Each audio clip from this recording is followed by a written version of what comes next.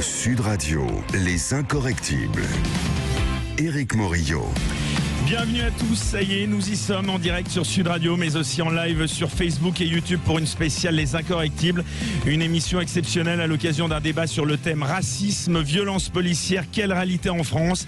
Un sujet particulièrement sensible, un débat à l'issue duquel Gilles Clavreul, ancien délégué interministériel à la lutte contre le racisme, l'antisémitisme et la haine anti-LGBT, nous donnera son point de vue. Alors sans plus attendre, je vous présente donc nos deux débatteurs, deux personnalités aux idées radicalement opposées que je remercie pour leur présence. Tout d'abord, Jean Messia, membre du Rassemblement national et délégué national études et argumentaires. D'origine égyptienne, il est naturalisé français à l'âge de 20 ans et se considère comme un Français de souche par naturalisation. Jean Messia, bonjour. Bonjour. Et puis à ma gauche, il s'appelle Egounchi Béhanzin. Il est fondateur, leader et porte-parole de la Ligue de défense noire africaine. Il se présente comme un mouvement pour la défense des droits des afro-descendants et des Africains. Il mène des actions sociales et humanitaires. Bonjour Monsieur Béhanzin. Bonjour. Merci d'avoir accepté notre invitation. Alors tout d'abord, avant donc de lancer le débat, je rappelle qu'il s'inscrit dans un contexte de manifestation mondiale suite à la mort de George Floyd, devenu le symbole des violences policières et du racisme de la police aux États-Unis. Et puis d'autre part, des rassemblements du 2 juin dernier et d'hier pour réclamer justice dans l'affaire Adama Traoré, mort suite à une interpellation par des gendarmes en banlieue parisienne. Alors avant d'entrer dans le vif du sujet, tout d'abord, je vous demandais à chacun d'entre vous un bref mot sur les manifestations d'hier qui ont rassemblé une foule impressionnante, notamment à Paris. On parle de 15 000 manifestants, et ce malgré l'interdiction de rassemblement ordonnée par la préfecture et l'obligation de rester statique malgré les revendications des organisateurs. Jean Messia, vous commencez ce débat, c'est donc monsieur Egounchi Béhanzin qui le terminera. Qu'est-ce que vous avez pensé de ces manifestations hier ?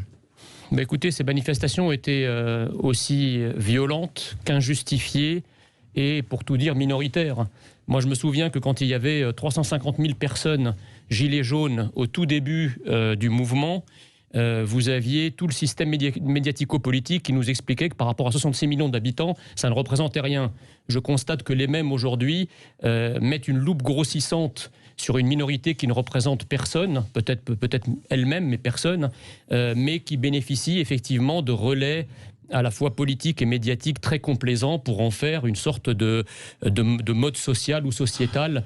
Voilà, en tout cas, je pense que cela appelle un réveil de la France face à des minorités qui peuvent être très actives, qui sont dans la revendication et qui sont, de par les relais dont ils bénéficient, une menace très clairement identifiée pour la nation française. Une menace pour la nation française. Egounchi Béhanzin. En tout cas, de notre part, on salue la sœur Assa Traoré. Et je tenais à dire que ce n'était pas 15 000 personnes, mais 150 000 personnes. Les chiffres de la préfecture. Hein. La préfecture, c'est la préfecture, mais nous, on y était. Il y avait 150 000 personnes et il y avait de tout le monde. C'était le peuple qui était là hier. C'est le peuple qui est sorti, ce n'est pas une minorité. Il y avait de tout le monde. Il y avait des Français, il y avait des Asiatiques, il y avait de tout le monde. Donc réduire cette manifestation sur une minorité, encore une fois, c'est la propagande, on connaît très bien, du Front National, du Rassemblement National, dont monsieur Messia est le toutou. Donc ça ne nous étonne pas de ses propos. Merci.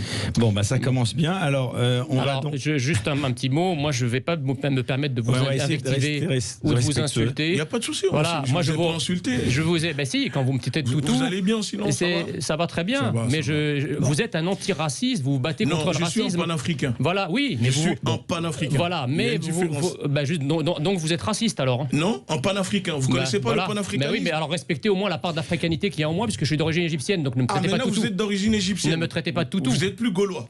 Non, moi je suis d'origine égyptienne, j'ai de l'affection pour l'Égypte, mais ça fait 40 ans que je vis en France. Je suis devenu français, j'ai de la nationalité française. Bravo. Donc j'essaie de me comporter comme si vous le voulez bien, en effet, on va essayer d'être respectueux. En fonction de l'identité du pays dont je porte la citoyenneté, ce qui n'est pas votre cas. Alors je ne connais pas votre statut. Monsieur Jean Messia le Gaulois. Voilà. On va essayer de ne pas s'invectiver. Alors Egounchi Béhanzin, vous avez, c'est vrai, on va tout de suite parler donc de ce thème, le racisme dans la société française. Y a-t-il un racisme d'État? Y a-t-il des discriminations? Egounchi Béhanzin, vous avez prononcé des mots qui ont profondément choqué certains. Vous en avez, je pense, conscience. C'était la semaine dernière à Paris. Vous avez dit, je vous cite, la France, c'est-à-dire l'État français est un État totalitaire, terroriste, esclavagiste, colonialiste. Mais qui est l'État à vos yeux que vous décrivez là? L'État français que défend M. Jean Messia. Mais qu'est-ce qui vous permet de dire que l'État français est un État terroriste, esclavagiste et colonialiste? Quand on terrorise un peuple, quand on impose à un peuple des choses que le peuple ne veut pas. Le terrorisme, ce n'est pas le fait forcément d'aller se faire exploser avec une bombe. Le terrorisme, c'est quelque chose... Gouvernement, c'est le gouvernement. Quand le gouvernement impose, terrorise un peuple qui sort dehors pour manifester, par exemple, les gilets jaunes qui se font tabasser, c'est terroriser un peuple pour ne pas que ce peuple puisse y réclamer ses droits. Donc, par rapport à la politique française extérieure de la France en Afrique, l'État français est un État terroriste.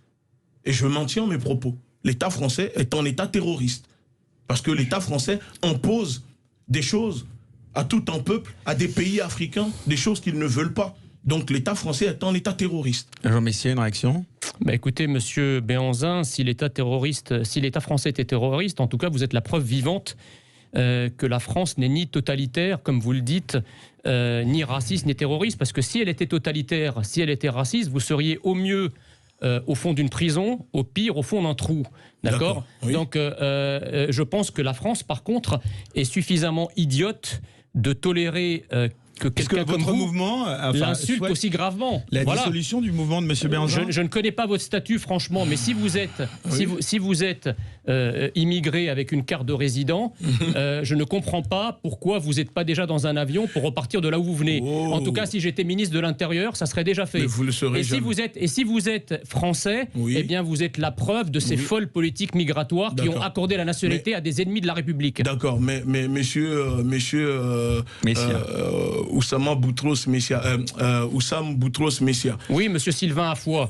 Encore une fois, vous vous trompez. Voilà. D'ailleurs, je vous ai ramené ma carte d'identité. Je vais vous dire à monsieur Oussam Boutros que je suis plus français que vous.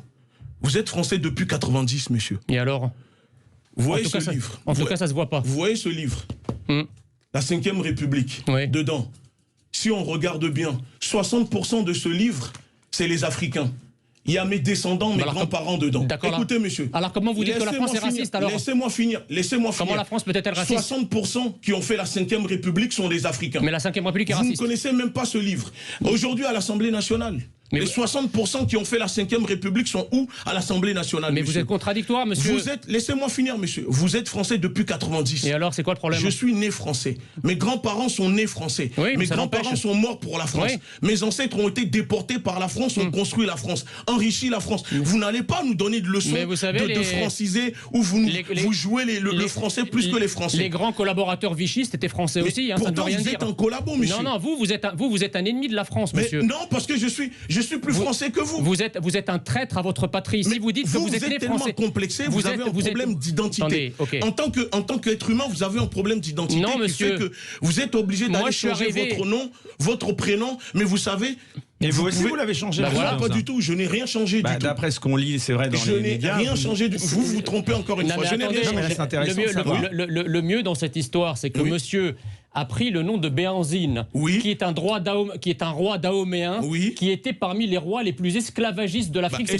C'est pas moi qui le dis, c'est le grand sociologue Ndiaye sénégalais qui le dit. Mais ça c'est faux. Oui, donc, mais vous voulez déboulonner la statue de Colbert. Parce que vous aimez beaucoup citer le Ndiaye parce qu'il fait des choses qui vont dans votre sens. Mais je vais vous dire une chose, monsieur, je vais vous dire une chose. Si Béhanzin, comme vous dites, était un criminel ou un esclavagiste, alors De Gaulle est 3 fois pire. Mais ne l'oublions pas que la France a déporté monsieur Béhanzin en Martinique parce qu'il était contre la colonisation française. Et le monsieur Béhanzin, c'est un de mes ancêtres. D'accord. Je suis descendant du royaume d'Abomey, comme vous êtes en train de dire. Donc la différence, elle est là, encore une fois, monsieur. Je vous dis, la République, c'est nous.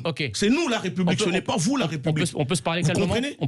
C'est nous la République, ce n'est pas vous la République. Je peux vous répondre calmement. Je suis très calme, monsieur. Moi, je vais vous répondre calmement. Oui, on y va. Vous m'avez dit, et c'est d'ailleurs très intéressant, que la 5e République, ce en quoi je suis d'accord avec vous, effectivement, il y avait énormément de personnalités d'origine africaine dans la 5e République. 60%. Il y avait même plusieurs ministres africains dans la 5e République.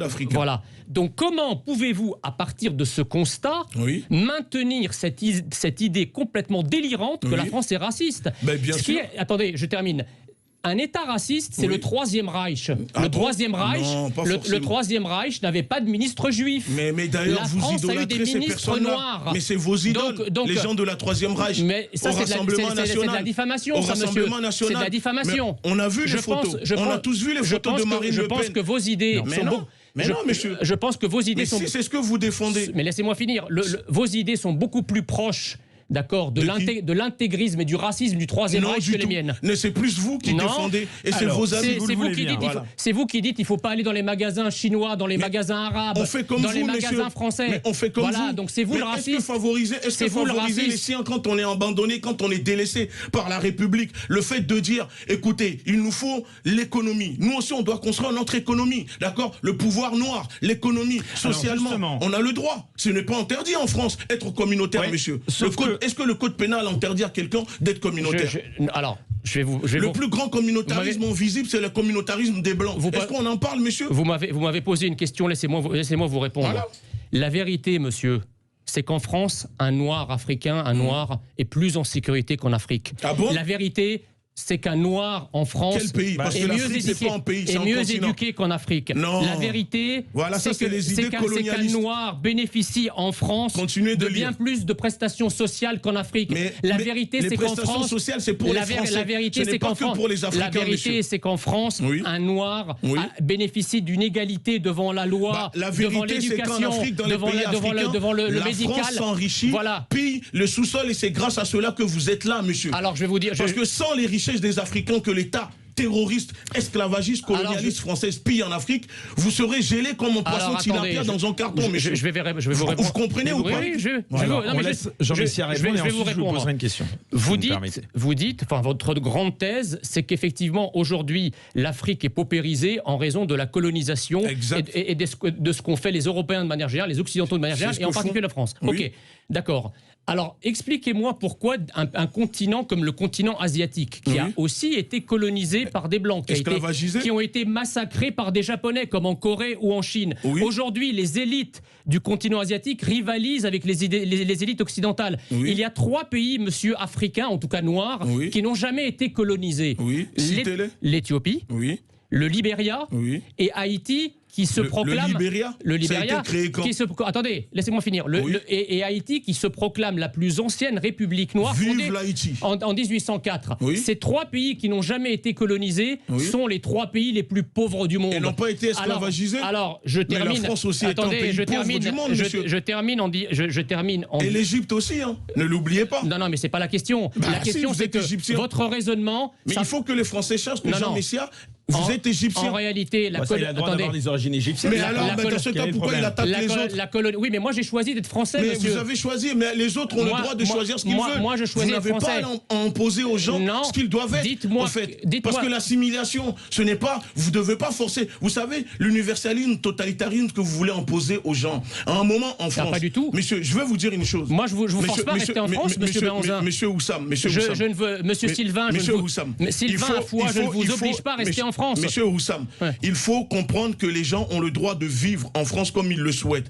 Ça ne vous dérange pas, ça ne vous dérange pas qu'en Corse, d'accord, vous dit je suis Corse. Ça ne vous dérange pas qu'en Breton vous dit je suis breton. En normand vous dit je suis breton. Mais dès qu'on arrive sur les Noirs, les citoyens afro-descendants, quand ils vous disent je suis congolais, je suis martiniquais, je suis guadeloupéen, ça vous dérange. Pas du tout. Mais l'assimilation, vous savez, si vous êtes une personne déracinée... Attendez, les gens que vous avez cités... Laissez-moi répondre point par point. Oui, mais je n'ai pas fini. Les gens que vous avez cités, ils n'insultent pas la France. Soyez respectueux. Soyez respectueux. Juste terminer votre phrase. Si vous êtes une personne déracinée, c'est votre problème. Non, pas du tout. Mais il ne faut pas que ça vous dérange qu'en France, il y a des personnes qui soient enracinées et assument leur identité. Notre culture, je suis de culture négro-africaine. Alors qu'est-ce que vous faites en France? Mais parce que je suis français. Ben non, si, vous pouvez pas dire je suis français en disant la France est je suis de culture négro-africaine. Je dois répondre. Si vous dites que la France est un pays totalitaire, un pays terroriste, un pays esclavagiste, et que vous vous prétendez français, c'est vous qui avez un problème d'identité, monsieur. Parce que moi, à votre place, je ne resterai pas dans un pays aussi odieux. Bah si, parce que ce pays, c'est grâce à mes ancêtres que ce pays existe. La richesse de ce pays, c'est mes ancêtres. Mais bien sûr que non. Monsieur, mes grands-parents sont morts pour la France. attendez, ça fait 160... C'est mes grands-parents qui ont libéré la France pour qu'aujourd'hui, vous soyez français naturalisés depuis 90. Je vous ai laissé parler. Est-ce que vous le comprenez ou pas? Vous pouvez me laisser parler. Vous pouvez me laisser parler. Mes grands-parents ont été déportés dans des camps. Vous pouvez me laisser parler. Mes grands-parents ont été déportés dans des camps, d'accord, pour libérer la France. Et De Gaulle, une fois la libération terminée, les statuts sont aujourd'hui déboulonnés. Alors ça, voilà, a blanchi, parce que De Gaulle est un criminel, monsieur. Mais voilà. De Gaulle est un criminel. Vous voulez que je vous cite? Au Cameroun, De Gaulle a fait assassiner plus de 400 000 Camerounais, monsieur. Mais non, mais 400 000 Camerounais au napalm. Au napalm. Donc, ne faites pas, vous êtes journaliste. Ça, c'est de la désinformation. C'est pas de la désinformation, de la propagande historique. Monsieur De Gaulle a tué Thomas Sankara. Non. Attendez. D'accord, comme François Mitterrand. Ils ont participé. Vous savez tous que De Gaulle, ce que De Gaulle a fait en Afrique. François Mitterrand également était. François Mitterrand a fait tuer Sankara. Vous décrédibilisez votre cause. Avant François Mitterrand, qu'est-ce que De Gaulle faisait en Afrique? Qu'est-ce que De Gaulle faisait en Afrique, monsieur? Vous savez tous les crimes que De Gaulle a commis en Afrique. Mais parce que c'est tabou, vous n'osez pas dire la vérité. Et la vérité doit sortir. La vérité. Les sympathisants, les adhérents du Rassemblement national, les Français doivent comprendre que monsieur De Gaulle... Ni les sympathisants du Rassemblement national, ni les Français de manière générale, quelque couleur qu'ils soient, croient à vos fadaises, monsieur. Ça, c'est la première chose. La deuxième chose, c'est que... La deuxième chose, c'est la deuxième chose, c'est que le colonialisme est terminé depuis une soixantaine d'années. L'esclavagisme est terminé depuis 160 ans. Mais alors, les réparations. Et donc, si vous voulez, ce sont les élites. La responsabilité, c'est les élites africaines qui ont ruiné l'Afrique. Qui ont ruiné l'Afrique. Qui met ces élites? La colonisation et l'esclavagisme sont instrumentalisés par des gens comme monsieur Sylvain Afoy. Non, monsieur Oussam Boutros. Vous mentez, Oussam Boutros. Qui vient nous expliquer, un peu comme les décrocheurs scolaires, que c'est pas leur faute, c'est la faute des profs. Mais non, ceux qui ont des mauvaises notes, c'est pas leur faute, c'est la faute des profs. La vérité, c'est qu'aujourd'hui, un Africain face à la police française, un noir face à la police française, il a nettement moins de chances de se faire blesser ou de se faire tuer qu'en Afrique. En Afrique, un voleur est tabassé par l'armée, est tabassé par la police. Aujourd'hui, en France, lorsque vous avez des manifestations comme celle d'hier, laissez-moi finir. Laissez-moi finir. Aujourd'hui, quand vous avez des manifestations de personnes d'origine africaine ou d'origine nord-africaine, les policiers ont pour instruction justement de la plus grande retenue. Combien ont été éborgnés hier? Combien ont été amputés? Vous savez combien de gilets jaunes français ont été amputés? Connaissez-vous le nombre de personnes pendant le confinement? Pendant le confinement, on a eu des émeutes dans les cités, des flics qui ont été caillassés. On a même tiré. On a même tiré sur les flics à l'arme de poing. Combien de personnes ont été éborgnées, mutilées dans les banlieues françaises à l'occasion des émeutes? Je défends vous êtes la en France. collabo de l'État français. Je suis. Attendez, si vous n'êtes pas heureux en France, monsieur, partez chez vous. Non, vous allez repartir avant nous. Partez mais chez la différence avec vous, c'est que nous, on va changer la France. Aucun pays au monde. Nous allons le changer et vivre tous ensemble. Contrairement à vous. La vérité, c'est que vous n'accepteriez pas de vivre une seule semaine dans un pays africain. Pourtant, vous êtes ici, vous profitez de la France, de ses largesses, de ses prestations sociales. La France n'arrive même pas à fournir des masques à sa population. De ses prestations sociales. Et vous vous permettez de cracher dessus. Ils ont laissé mourir plus de 30 000 personnes. Aucun pays au monde qui a un respect de lui-même n'accepterait, ne tolérerait des gens comme vous sur son territoire. Mais encore vous, c'est pire, parce que vous êtes un traître, monsieur. Vous êtes un traître. Vous avez la nationalité française. Mais regardez, vous dites que vous avez... Parce que nous, on n'est plus... Moi, j'insiste pas la France. La République, c'est nous. Moi, j'insiste pas la France. S'il vous plaît. Monsieur Oussam. Bon. Monsieur Oussam. Oui, monsieur Sylvain. Monsieur Oussam. Oui, monsieur Sylvain. La République, c'est nous. C'est nous la République. Ah bah putain, heureusement que vous êtes pas la République. C'est nous la République. Heureusement que vous êtes pas la République. Je vous ai déjà posé la question. Ouais. Est-ce que un de vos grands-parents ou ancêtres sont morts pour libérer la France? Citez-moi une personne. Mais ça veut rien dire. Et alors écoutez-moi bien. Écoutez-moi bien. Le maréchal Pétain était un héros de la Première Guerre mondiale. Ça a été le plus grand collaborateur. C'est votre idole. Vous l'idolâtrez. Mais non, je l'idolâtre pas. Arrêtez de dire des conneries. Mais non. Bon, écoutez. Quand vous dites ce monsieur, il faut quand même dire la vérité. Ce monsieur, chaque matin, se lève, va sur les Et on va plateaux lancer la télé pub dans 2 minutes. pendant Allez, que les gens dans les banlieues se lèvent pour aller faire tourner la France, parce que c'est ceux Bien qui sûr. habitent dans les banlieues. D'accord. Monsieur, c'est ceux qui habitent La dans les France banlieues. n'a jamais eu un Laissez-moi peuple finir. historique. C'est ceux qui Il y a habitent pas de dans les Français banlieues blancs, il y a pas de Français historiques. que vous stigmatisez, qui font tourner la France. C'est vrai, Vous il y en avez a, quand même il y en osé a, bien dire sûr. publiquement qu'il fallait ficher 5 millions de musulmans J'ai en pas dit France ça. parce que le terroriste de Je Nice n'ai pas dit n'était ça. pas fiché S. Ça, c'est de la diffamation. C'est de la diffamation. Là, monsieur. Non, c'est j'ai écrit. pas dit ça. Quand on pense que 5 millions de musulmans en France Pourquoi ne sont pas fichés S, Pourquoi ça veut dire quoi, monsieur? Parce qu'à l'époque, les Mais gens... ça veut dire quoi, ça? Ça veut- Jean Messia, Ça veut dire répondez. quoi? Ça veut Vous dire avez un problème Non, alors avec... Vous ça avez veut- un problème ça veut dire des que- gens qui ne sont pas comme Ça- vous, pas monsieur. du tout. La France, soi-disant, Bon, catholique, écoutez, là, on gauloise, s'entend ça pas, n'existe là, si on plus. s'interrompt à chaque Vous fois. comprenez? Ça existe, bien Ça sûr. n'existe plus. Bien sûr, ça Ça existe. n'existe Un mot plus. là-dessus, on Vous ne lance- représentez rien. Alors pourquoi La vous France voulez vous ficher dépassera. 5 millions de La musulmans? France vous dépassera. Pourquoi vous voulez ficher 5 millions de musulmans? Vous et Mais votre... répondez, monsieur. Vous et votre Non, mouvement... mais- Cher messieurs, Laissez-moi, vous je savez vais qu'on vous s'entend répondre. pas du tout Pourquoi si vous vous voulez parlez ficher l'un 5 sur millions l'autre. de donc- musulmans? Vous et votre mouvement... Répondez, monsieur Oussam. Je vais Pourquoi vous voulez Mesdames, ficher mais 5 millions de musulmans? Si vous enchaînez la question, si vous me Laissez laissez répondre, parler. monsieur. Voilà. Répondez, alors. Vous et votre mouvement... 5 millions de musulmans, Vous et monsieur. votre mouvement... Pourquoi vouloir ficher Vous 5 laissez millions de répondre, musulmans? monsieur Messia, s'il vous plaît. Vous et votre mouvement, vous n'êtes qu'une tâche Pourquoi invisible. vous voulez ficher 5 millions Vous de êtes musulmans? une entendu tâche, votre propos. vous êtes une tâche Et invisible à vous, l'œil vous êtes en nu. grainerie. Vous êtes une tâche Vous invisible à servez l'œil juste à Marine Le nu sur Pen. la Vous grande êtes grève dans de tout l'au-delà. parce que vous ne répondez pas. S'il vous plaît, 5 messieurs, millions. s'il vous plaît, Mais on il va ne lancer répond une pas. courte Pourquoi pause il veut mettre et on un va fichier revenir. S? on va Je revenir n'ai s'amuser jamais parce dit que me là, ça, on monsieur. s'entend pas vous parler les uns sur les autres. On revient dans un instant et on parlera de ce sujet aussi au sein de la police, du racisme, est-ce qu'il y en a ou pas, avec vous, Jean Messia et Egunchi Benza, tout de suite sur Sud Radio. Sud Radio, les incorrectibles. Ah, partir. Partir en week-end, en vacances, ou juste partir pour mieux revenir. Partir, c'est souvent une bonne nouvelle. Enfin bon, ces derniers temps, partir était surtout partie de notre vocabulaire. Et nous, tout ce qu'on veut, c'est repartir. Nissan vous aide à repartir en soutenant le bonus électrique, soit 13 000 € pour tous pour l'achat d'une Nissan Leaf. Portes ouvertes du 12 au 14 juin.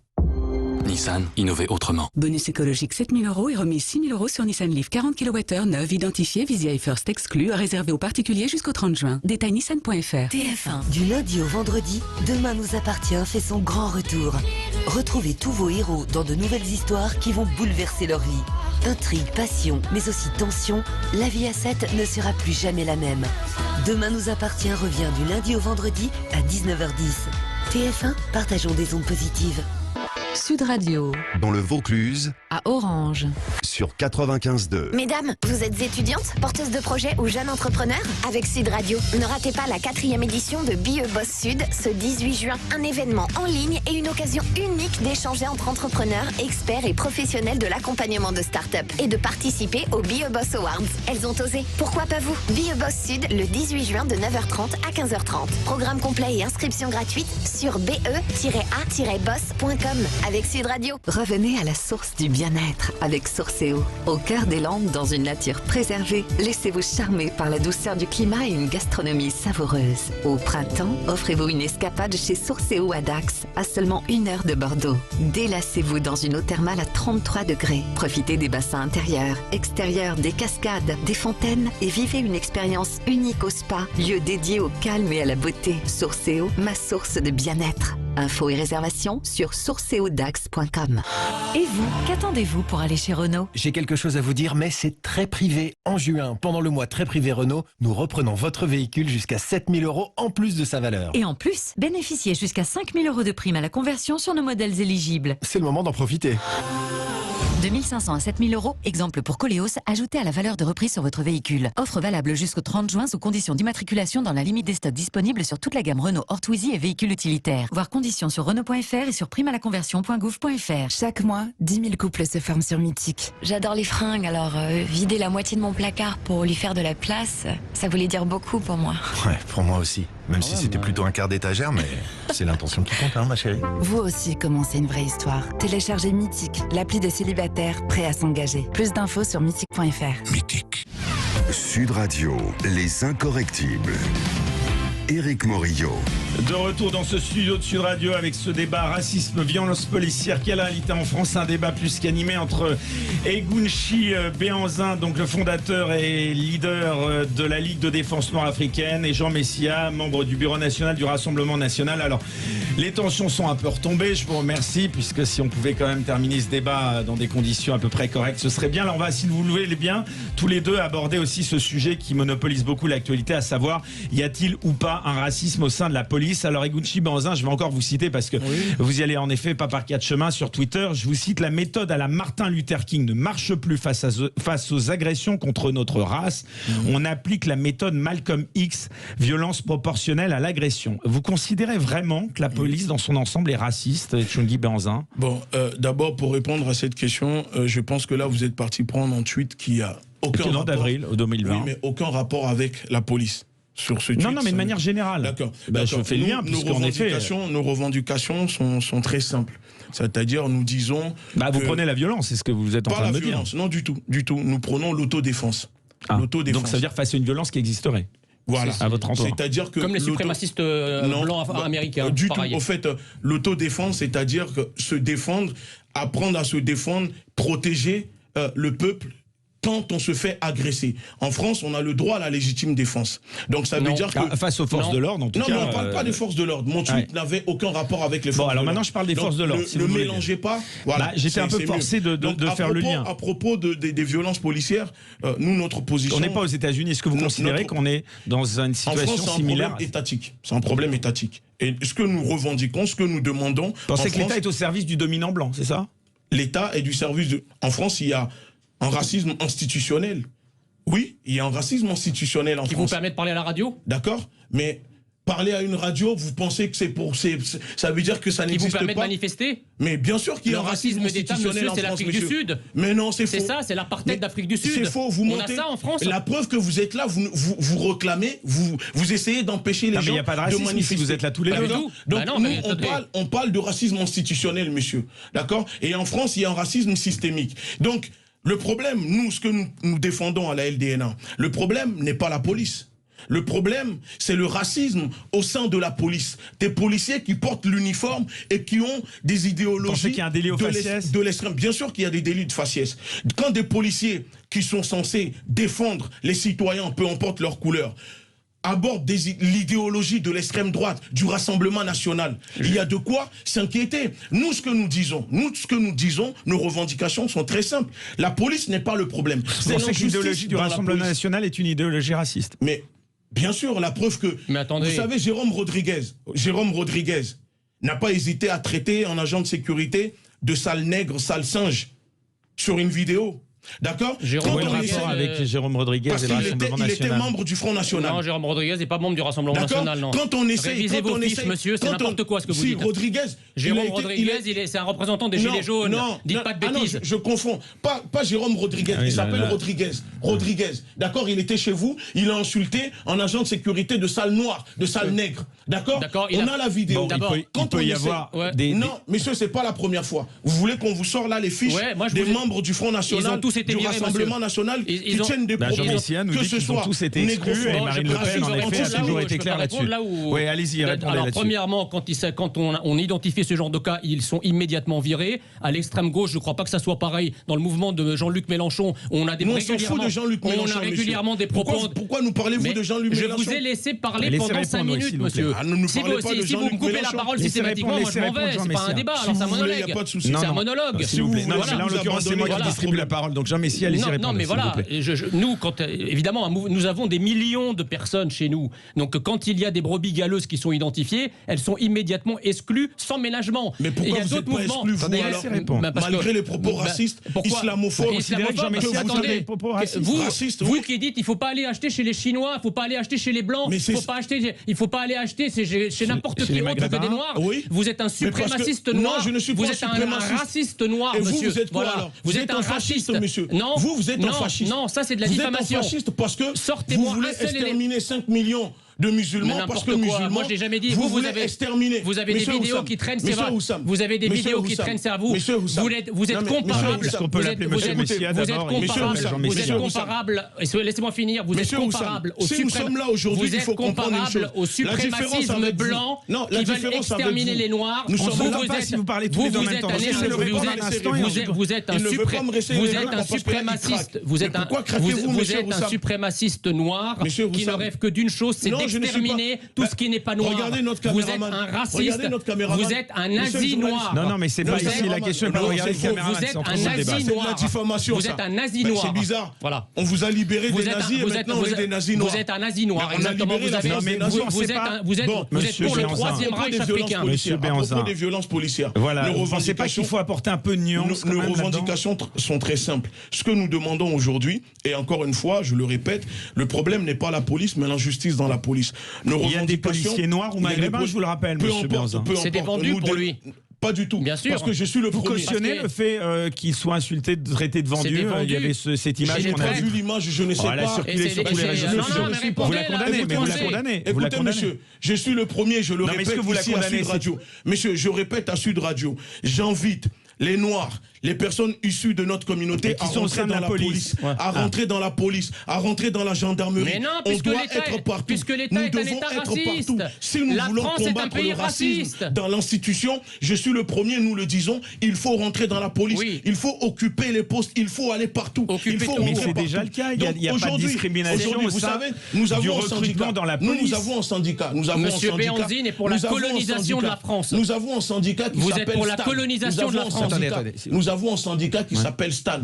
C'est un syndicat pour les travailleurs précaires. D'accord? Nous invitons les Français qui ne se sentent plus représentés par les autres syndicats à rejoindre notre syndicat, c'est-à-dire pour le peuple par le peuple. Et ça s'appelle pour les oubliés de la République. Donc le syndicat STAN est là pour défendre. Vous savez, nous sommes tous les jours. Comment avez-vous le fondé? Monsieur, nous sommes tous les jours. Créé, monsieur Béanzine, le syndicat? Regardez ici, vous voyez, il s'appelle Jordan. Ce petit, c'est en français. Nous sommes partis jusqu'à Saint-Dizier pour le défendre parce qu'il se faisait agresser. Vous voyez, on nourrit. Nous, on a une banque alimentaire. Quand on fait des maraudes, la plupart des personnes que nous dehors. Et c'est pas une raison pour jeter l'opprobre sur toute une institution, monsieur. Il peut y avoir des brebis galeuses qui sont condamnées. Les gens que nous nourrissons le plus, ce sont des Français, comme il se prétend, c'est-à-dire de souche. Ce n'est pas le problème. Aujourd'hui, nous le disons. Nos revendications sont très simples. Pour finir, non mais je finis. Allez-y parce que nous revendiquons le pouvoir noir, économiquement, politiquement, socialement. Nous réclamons la fin de l'éco, le pillage des ressources. Mais donc face à un pouvoir blanc que vous dénonceriez, c'est ça, il faudrait instituer un pouvoir noir depuis des siècles. Rejeter un pouvoir que vous considérez blanc. Non, c'est pas pouvoir. Nous parlons d'un pouvoir parce que les blancs ont déjà un pouvoir. Du suprémacisme. Mais déjà, nous on n'est pas dans le racialisme. Vous n'êtes pas blanc, monsieur. Bien sûr que moi, si. je suis marron, vous êtes rose. Je suis marron, vous êtes rose. En fait, rose, on n'est pas dans le racialisme. Rose, c'est pas anodin. On n'est pas dans le racialisme. Et pourquoi vous me définissez par rapport à ma couleur de peau, par exemple? Monsieur, pourquoi vous nous définissez par rapport à notre couleur de peau? Parce que c'est vous qui mettez ça sur le sujet. Vous dites qu'il faut rétablir un pouvoir noir en France. Parce qu'on n'est pas dans le racialisme, monsieur. Vous comprenez? Nous, on ne reconnaît pas la couleur. C'est-à-dire votre couleur, on ne le reconnaît pas. Blanc, c'est ça. Est-ce que vous êtes blanc comme ça, monsieur? Monsieur, est-ce que vous êtes blanc comme ça? Bon, êtes-vous blanc? Alors arrêtons de dire n'importe quoi. Il y a plus 5 minutes de débat. Ce monsieur est un paradoxe sur pattes. C'est-à-dire qu'il fonde des syndicats. Il réclame qu'on rentre dans la police. Il réclame qu'on prenne le pouvoir économique tout en nous disant que la France est un pays totalitaire, un pays raciste, un pays intolérant. Donc en fait, votre démarche, c'est une démarche de colonisation de la France. Vous nous trouverez toujours en face de vous. Ben non, mais qui vous... Mais, monsieur...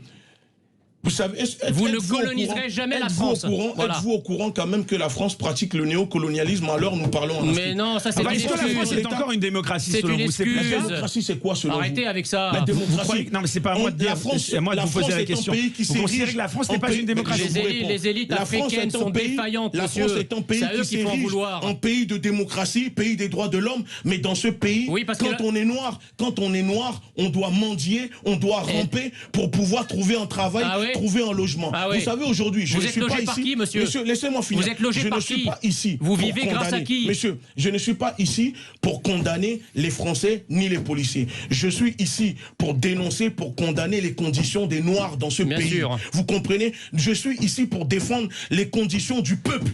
que l'État français, le peuple français que l'État opprime. Et nous réclamons la fin que l'État français opprime le peuple français. Monsieur Moriot, et le peuple africain. Monsieur est gavé de prestations sociales accordées par la France et il vient nous donner des leçons sur l'intolérance de la France. Alors, encore une si fois, vous n'aimez pas la France, ça c'est de la diffamation. Partez. Vous savez, je n'ai jamais touché. Qu'est-ce que vous répondez à ça? C'est ça que je réponds. Bien sûr je que n'ai si. jamais. Écoutez, je n'ai jamais touché d'ACEDIC ni de prestations sociales. Je suis chef d'entreprise. Je suis chef d'entreprise. Vous voyez? Et oui, vous savez c'est quoi? Je travaille, j'ai une entreprise d'aide à la personne. Je m'occupe, j'emploie 4 personnes. Vous avez jamais Écoutez, monsieur, vous avez jamais touché de prestations sociales? Jamais de la vie. Et je vous défie aujourd'hui sur cette radio de le prouver. Voilà. Je suis chef d'entreprise, j'emploie 4 personnes qui s'occupent des Français, des personnes âgées. Vous comprenez ou pas? Ça veut dire nous, on s'occupe des Français. Toutes couleurs confondues, monsieur. Toutes couleurs confondues. Je suis chef d'entreprise. Je n'ai jamais touché de prestations sociales. Je ne connais pas. Et puis les prestations sociales, c'est pour les Français. Ce n'est pas que pour les Africains. Maintenant, c'est tout le monde. Tout le monde a des prestations africains. D'accord? Parce que lui, quand il parle de prestations, c'est pour viser les Africains. Mais la différence avec vous... Dès qu'il s'agit de croquer du pognon, là, il n'y a plus de race, forcément. Le pognon que la France utilise vient de l'Afrique, monsieur. Mais arrêtez avec ça.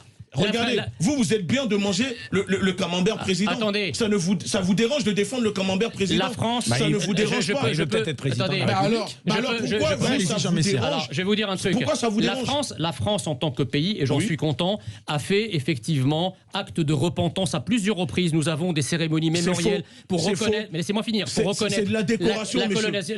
C'est de la décoration. Nous réclamons la réparation. L'esclavage n'a jamais été réparé. La colonisation n'a jamais été réparée. Moi maintenant, voulez-vous réparer tout cela ou pas? Je peux vous répondre. Je pense qu'il est temps de revendre le chapeau de Versailles aux Chinois pour réparer les crimes contre l'humanité que l'État français, que la France, parce que la France existe toujours. Laissez-moi répondre. Est-ce que vous êtes prêt à remercier la colonisation française pour la pénicilline, pour l'infrastructure, pour les hôpitaux, pour les écoles? Remercier la France. Ça, c'est l'idée colonialiste. L'Afrique est rentrée dans l'histoire. Si vous défendez la colonisation, ça prouve que vous êtes un nazi, que vous êtes un fasciste. Vous êtes un fasciste et vous aurez toujours sur votre... Vous savez, vos sympathisants sont venus me menacer de mort. Arrêtez avec cette phraséologie. Vous êtes d'accord qu'on me menace de mort parce que je viens débattre face à vous? L'Afrique est... Vous me menacez des menaces de mort, disant qu'ils vont me mettre une balle dans la tête. Des sympathisants de monsieur Oussama, excusez-moi, de monsieur Oussama Boussara. Vos sympathisants m'ont menacé de mort, de me mettre une balle dans la tête. Voilà ce que vous êtes au Front National. Le Rassemblement National, vous voulez... Parce que grâce à la France, l'Afrique est rentrée dans l'histoire, monsieur. C'est grâce à l'Afrique que la France est rentrée dans l'histoire. Aujourd'hui, regardez la situation de la civilisation africaine. C'est ça qui fait que vous existez. Je vous remercie tous les deux d'avoir participé à ce débat. On n'aurait pas beaucoup entendu puisque vous interrompez l'un et l'autre en permanence. L'Égypte dont vous êtes issus est une civilisation négro. Jean Messia et Gounchi Béhanzin, merci d'avoir participé à ce débat. Je vous demandais de quitter ce plateau et dans un instant on se retrouve avec Gilles Clavreul. C'est la fin, malheureusement, on doit rendre l'antenne. C'est noté. Merci beaucoup. On se retrouve dans un instant avec Gilles Clavreul pour débriefer de ce débat. Merci. Les Incorrectibles sont sur Sud Radio avec Éric Morillo. On retrouve les coups de pouce Groupama avec Cerise. Après tout ce temps sans bouger, je rêve que d'une chose. Ah oui? À quoi? Nous échapper un peu, prendre la route. Pour ça, il nous faudrait une nouvelle voiture. On peut toujours rêver. Chez Groupama, quel que soit votre projet, profitez du prêt personnel Desirio à un super taux et adaptez votre mensualité à votre situation en choisissant la bonne durée. Groupama, la vraie vie s'assure ici. Prêt personnel après accord d'Orange Bank et délai de rétractation. Votre assureur est intermédiaire exclusif en opération de banque d'Orange Bank RCS Bobigny. Plus d'infos sur groupama.fr. Lidl, meilleure chaîne de magasins de l'année. Allô patron? Alors? On s'est encore viandé. Dès demain, ils font moins 18% sur la viande hachée. 4,29€ les 500 grammes. 4,29€. De la viande bovine française 100% muscle pur bœuf. On est mal, hein? Lidl, le vrai prix des bonnes choses. 8,58€ le kilo, 15% de matière grasse sur produits finis, transformés en France. Offre valable jusqu'au mardi 23 juin. Pour votre santé, bougez plus. Pour la sécurité de tous, nos caisses sont équipées d'une vitre de protection et sont désinfectées régulièrement. Des masques et des gants sont à disposition de toutes nos équipes. Plus d'informations sur Lidl.fr. Je m'appelle Mehdi et je prends souvent le bus. À certaines heures, il y a du monde à bord. Donc moi, j'ai téléchargé l'explication Stop Covid. Et j'en parle aux autres passagers. Comme ça, on sait si on a été à proximité de quelqu'un de malade et on peut consulter son médecin. Avec l'appli, je me protège et je protège les autres. Tous ensemble, téléchargeons Stop Covid et bloquons l'épidémie. Ceci est un message du gouvernement. Ah, partir partir. Partir en week-end, en vacances ou juste partir pour mieux revenir. Partir, c'est souvent une bonne nouvelle. Enfin bon, ces derniers temps, partir était surtout partie de notre vocabulaire. Alors que nous, tout ce qu'on veut, c'est repartir. Nissan vous aide à bien repartir avec le pack prêt à repartir. 3 mois de loyer offerts, sans apport, sans condition et entretien inclus pendant 3 ans. Portes ouvertes du 12 au 14 juin. Nissan, innover autrement. Offre LLD 49 mois sur Nissan 9 identifié jusqu'au 30 juin si accordiaque. Détail nissan.fr. Envie de profiter des beaux jours? Avec Jardiland, c'est facile. Du 10 au 17 juin, les Jardi Days sont de retour. Découvrez nos offres exceptionnelles pour aménager votre extérieur en prévision de l'été qui arrive à grands pas ou faire plaisir à votre animal de compagnie. Jardiland. Conditions et magasins participants sur jardiland.com. Solidarité avec la filière auto. Antoine engagé? Pas vraiment. Ben si, je soutiens le plan de relance automobile avec ses primes exceptionnelles. Et je suis pas tout seul, j'ai la Matmut avec moi. Avec sa mesure solidaire, elle rembourse 75 € sur la souscription d'un contrat auto pour un véhicule aidé par l'État. Oui, t'as surtout envie de changer de voiture. Et alors, si ça peut aider le pays? Matmut, ma valeur sûre. Offre réservée aux 20 000 premières souscriptions d'un contrat auto 4D en formule tout risque. Conditions complètes et coordonnées de l'assureur en agence et sur matmut.fr. Sud Radio, les incorrectibles. Éric Morillo. Voilà, je suis de retour dans ce studio. Vous l'avez vu, la tension est montée d'un cran au cours de ce débat entre Egounchi Béhanzin pour la Ligue de défense nord-africaine et Jean Messia pour le Rassemblement national. Alors avec nous pour débriefer de ce débat, et on le remercie d'être avec nous en direct, c'est Gilles Clavreul. Bonjour Gilles Clavreul, vous êtes bien avec nous ? Bonjour Eric, vous m'entendez ? Oui, je vous entends. Un peu plus de calme, c'est fait du bien parce qu'il y a eu tellement d'invectives qu'en effet, ce débat, on n'en a pas compris grand-chose puisque personne ne s'est laissé parler. Alors je rappelle que vous êtes ancien délégué interministériel à la lutte contre le racisme, l'antisémitisme et la haine anti-LGBT. Vous êtes également délégué général de l'Aurore, un club de pensée républicain et progressiste et préfet en disponibilité. Et enfin, vous êtes fondateur du mouvement Printemps républicain. Tout d'abord, une réaction comme ça, à chaud. Vous avez suivi ce débat à distance, qu'est-ce que vous en avez pensé ? Alors je l'ai écouté pour l'essentiel en audio et puis sur la fin j'ai mis l'image pour me connecter et c'est vous que j'ai regardé Eric. Ah, bon. Et j'ai vu votre regard par moment un peu affligé parce que ça prenait des proportions telles que oui, il y avait une certaine détresse dans vos yeux. Vous me non mais ça dit quelque chose, ça veut dire qu'il y a une partie de la France qui ne peut plus parler à une autre partie de la France, non ? Qu'est-ce que vous en pensez, Gilles ? Alors exactement, c'est ça. Mais avant ça, je me demande, j'ai essayé de me mettre dans la peau des auditeurs qui, pour la plupart, j'imagine, ne sont pas vraiment familiers de ce genre de débat et qui ont dû se dire, mais on est dimanche midi sur la Lune, là. On a des gens qui s'invectivent, qui emploient des mots qui oui, mais en même temps, vous êtes d'accord qu'il faut les organiser, ce type de débat, ou pas ? Oh, j'ai pas dit ça. Oui, non, mais disons que ça, en tout cas, ça donne à voir. Moi, je veux pas porter de jugement, mais ça donne à voir ce que moi j'appelle depuis un petit moment la tenaille identitaire. C'est-à-dire que vous avez deux discours qui se font face à face et qui procèdent tous les deux d'une logique identitaire. C'est-à-dire, mon identité n'est pas négociable. Ce que je considère comme étant ce que je suis, ce qu'est la société dans laquelle je vis, le monde tel que je le vois n'est pas négociable et il y a face à ça des attaques, c'est-à-dire c'est l'autre camp, c'est l'autre partie, le camp d'en face qui veut détruire mon modèle, mon identité, ma civilisation, ma façon de voir les choses. Alors évidemment dans ce débat, on a pu voir pour plein de raisons, Jean Messia a presque la partie facile parce que il est un peu plus structuré intellectuellement, il paraît presque modéré, mais enfin bon, quand vous avez un discours de quelqu'un qui dit 2 et 2 font 6, celui qui dit 2 et 2 font 5, il a l'air plus raisonnable. Bon, mais il n'est pas plus dans le vrai pour autant. Et c'est d'ailleurs assez marrant parce que à de multiples moments de l'entretien, il jouait presque à front renversé. C'est-à-dire que vous avez un Jean Messia qui célèbre la République de la diversité, du creuset républicain, multiculturaliste, riche de tous ses apports. Et puis alors vous avez un monsieur Béhanzin qui lui répond, j'ai noté cette phrase parce que je la trouvais assez incroyable, il faut accepter le fait qu'un Français et qu'en France, des gens soient enracinés et assument leur identité.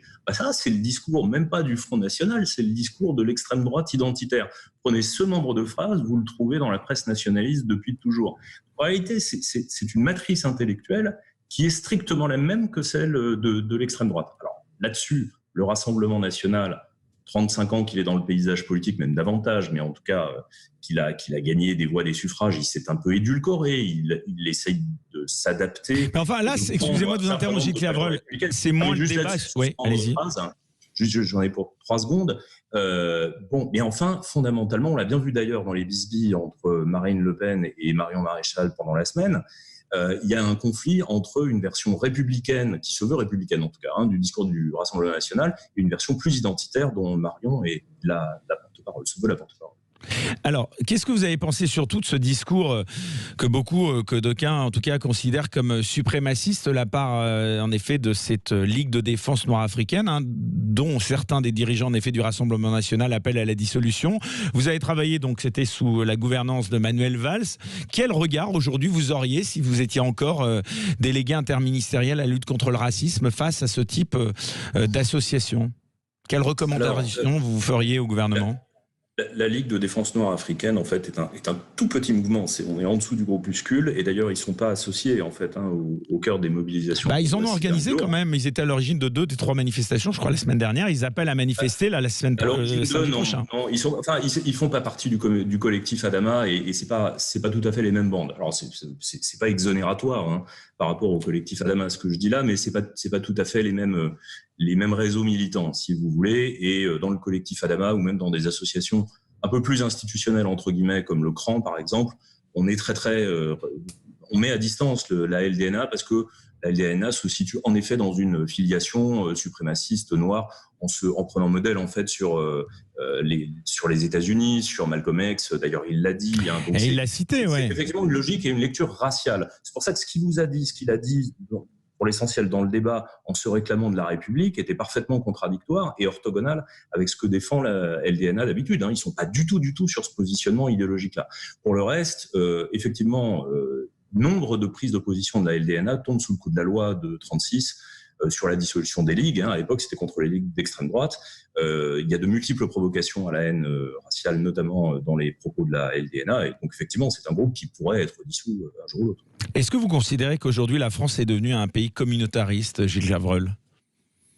Non, je dirais pas ça, parce que c'est quand même très éloigné de notre histoire. C'est très éloigné de la manière dont la nation française s'est construite. Pour autant, on peut pas nier que les thématiques identitaires, qui sont pour beaucoup des produits d'importation américaine notamment, ces thématiques-là ne cessent de monter, pas seulement depuis 6 mois ou 2 ans, mais depuis une trentaine d'années.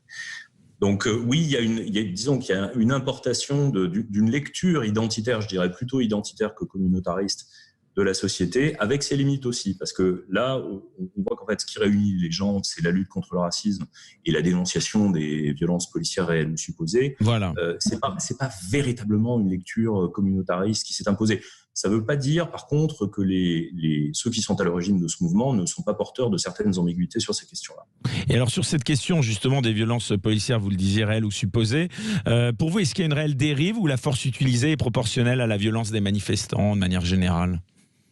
En fait, on met beaucoup de choses dans le même sac, et c'est un peu le problème de tous ces débats, c'est-à-dire qu'on finit par plus trop savoir de quoi on parle.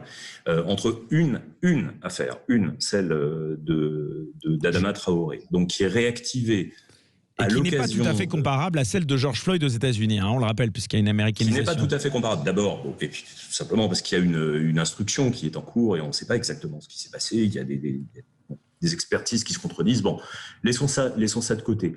Entre cette affaire-là, le contexte plus général dit des violences policières, où c'est pas nécessairement la question du racisme qui est au cœur du sujet. On l'a vu avec les Gilets jaunes, par exemple, ou avec, on l'a déjà oublié, mais il y a eu la polémique de Sivins, les ZAD, etc. Donc en fait, c'est un sujet beaucoup plus large que ça, et qui n'est pas enfermé dans une lecture strictement identitaire communautaire comme elle l'est aux États-Unis. Donc c'est pour ça qu'on est déjà sur des terrains qui sont très différents. Et puis après, il y a d'autres questions qui existent aussi, de discrimination, là aussi, réelle, pour une large part, supposée ou alléguée pour une part aussi, et qui sont encore un sujet différent. Le problème, c'est quand on est dans des moments de mobilisation, de tension, d'expression de l'émotion, c'est très très difficile d'arriver à remettre un petit peu de sérénité, de rationalité. C'est normal que l'émotion s'exprime, mais il y a un moment aussi où il faut pouvoir se mettre à table et discuter de façon plus posée quand même. Est-ce que selon vous, on devrait revoir l'histoire telle qu'elle est aujourd'hui enseignée à l'école et peut-être mieux expliquer, on l'a vu, c'est des échanges très vifs à ce sujet, mieux expliquer le passé colonial de la France, la guerre d'Algérie, etc., sujets qui sont encore mal assumés et pour beaucoup tabous? Alors, on peut toujours mieux faire. Il faut dire quand même qu'il y a une prise en compte de plus en plus importante des programmes, par les programmes de la colonisation, de l'esclavage. Bon, c'est toujours imparfait, évidemment. C'est pas ni à M. Messia, ni à M. Bernstein que je m'adresserai en premier pour améliorer les programmes, si vous voulez. Parce que à chaque fois, dans la meilleure des hypothèses, on a une vision très, très partiale et très caricaturale des choses. Et puis, il y a aussi, on a entendu de grosses bêtises, des gros mensonges historiques, des choses qui veulent absolument rien dire, de part et d'autre. Bon, ça, c'est un premier point. Deuxième point, il y a certainement, mais je ne sais pas si c'est vraiment le problème des programmes d'histoire, la manière dont l'histoire est enseignée à l'école. Il y a un vrai sujet, mais qui n'a pas de rapport direct avec les mobilisations qu'on vit ces derniers jours. Il y a un vrai sujet dans la relation France-Algérie et sur les conditions de la décolonisation algérienne. Ça, c'est clair. Là, on a un impensé de notre décolonisation, de notre relation à l'Algérie, qui est, si vous voulez, la version française, authentiquement française, du problème noir aux États-Unis. C'est pour ça que les choses ne sont pas transposables entre ce qui se passe aux États-Unis et ce qui se passe en France, parce aux États-Unis, c'est vraiment la question noire qui est au cœur du sujet. En France, on l'a vu, elle prend d'ailleurs des dérivations et des formes différentes avec la question religieuse, la présence de l'islam dans la société française. C'est beaucoup la relation avec l'Algérie qui se joue, qui s'exprime et qui subit plein d'avatars d'ailleurs dans l'histoire contemporaine. Vous avez retweeté notamment, Gilles Clavreul, le billet de la journaliste Tania de Montaigne sur les états généraux de la sécurité et des libertés. C'est ce que vous préconisez également ? Oui, alors ça s'est trouvé, on est sur des, mais c'est pas étonnant, des propositions et des idées parallèles. De notre côté, avec nos amis du Printemps républicain, on a proposé un Beauvau de la relation police-population. En fait, c'est exactement la même idée, c'est-à-dire qu'à un moment donné, il faut mettre les acteurs autour de la table pour parler sereinement de ces questions-là, et parce qu'on sait bien que oui, effectivement, il y a des dérives de la part d'un certain nombre de policiers ou de gendarmes, comme dans toutes les institutions. Évidemment, c'est plus grave qu'ailleurs, parce que là, il y a l'emploi de la force publique. Et donc, il y a une question d'égalité républicaine derrière et de confiance que le citoyen peut avoir. Et vous pensez qu'il est encore crédible, Christophe Castaner, quand on voit tous ces appels à la démission et puis ce qui se passe en ce moment ? C'est difficile, évidemment, parce que la situation est très, très tendue, mais je crois que je ne vais pas porter de jugement sur l'homme. De manière plus large, on sent que c'est l'exécutif qui est quand même un peu sur les talons et qui ne sait pas tellement se positionner sur ces sujets. Peut-être que le président de la République va avoir à cœur de clarifier ça ce soir. On va l'écouter évidemment avec attention. Mais on a des espèces de mouvements de balancier, en fait, entre soutien aux forces de l'ordre. Vous avez hier Sibeth Ndiaye qui a appelé à la constitution de statistiques ethniques, ce qui, à mon avis, est une très mauvaise idée parce que c'est remettre de l'huile sur le feu. Bref, c'est pas clair et on a besoin, au contraire, que le pouvoir politique clarifie les choses et apaise les choses. Eh bien, ce sera le mot de la fin. Merci beaucoup, Gilles Clavreul, d'avoir accepté de conclure cette émission. Ça n'était pas facile. En tout cas, merci d'avoir été avec nous. Quant à moi, je vous retrouve dimanche à 13h sur Sud Radio pour un nouveau numéro des Incorrectibles. Je vous rappelle bien sûr que le débat est possible à revisionner en replay sur la chaîne officielle YouTube de Sud Radio.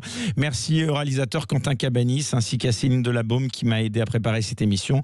De même qu'au digital à Nicolas Philippi. Je vous souhaite une très bonne journée à tous et à la semaine prochaine, 13h, dans les Incorrectibles sur Sud Radio.